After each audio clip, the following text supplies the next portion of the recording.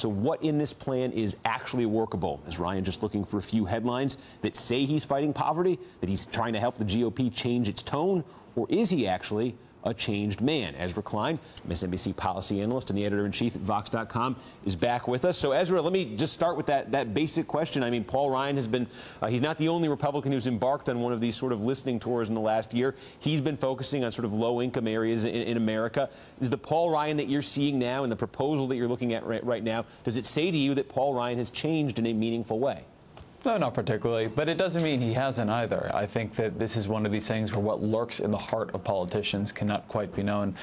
So I think that there are a couple big things to take away from this plan. And the first is something you bring up earlier, which is that there is a heavy contradiction between Paul Ryan's budget and the way Paul Ryan's budget works, and it's worth being very clear about this.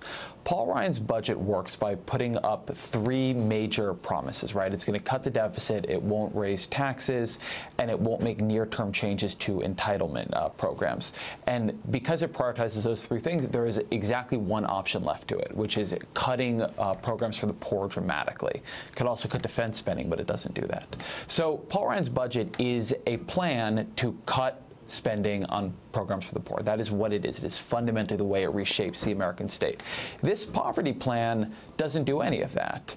And so the thing that's really important to say here is that if he did both, if both Paul Ryan ideas happened simultaneously, this poverty plan would be an unbelievable disaster, right? If Paul Ryan's argument, as he kind of put it to John Harwood, which is a little bit different than what he says in the poverty plan, if his argument is really that, oh, this poverty plan just isn't worrying about the budget levels, but he can still cut it, then it's a complete disaster.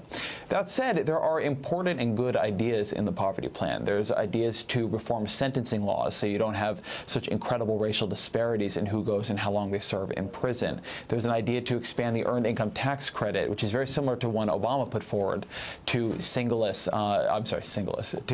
adults. There's an idea to begin reforming occupational licensing laws at the state and local level so it's easier for people to move into new lines of work. There are big things here that, if the two parties could come together on them, could make a real difference for the poor. Well, is there any message in here, is there any lesson in here about maybe changing priorities within the Republican Party among conservatives? Because, you know, as you say, there's that austerity emphasis in the past Paul Ryan budgets, and it's not just Paul Ryan who was introducing these things. I mean, the Republican House was passing these things every year as he was drawing them up. Is the fact that he's maybe, at least in terms of this poverty plan, moving away from that as a point of emphasis, does that say anything about a broader shift away from the deficit being the absolute bottom line issue to Republicans?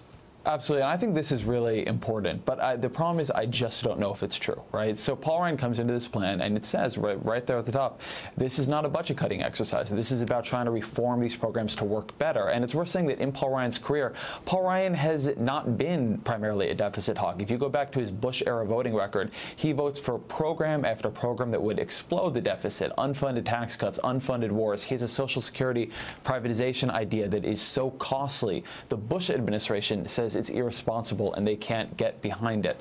But Paul Ryan's theme in his career has been trying to reform the way the federal government works along more conservative lines. When the deficit became the big issue, he used those budget plans as a way of sort of putting forward these big reforms, reforms like the Medicare premium support idea, block granting Medicaid and food stamps. And now that the deficit is not such a big deal, he's using the concern of poverty to put forward very big reforms. So the thing I would say is that it's true that Ryan cares much more about reforming these programs and just about cutting them.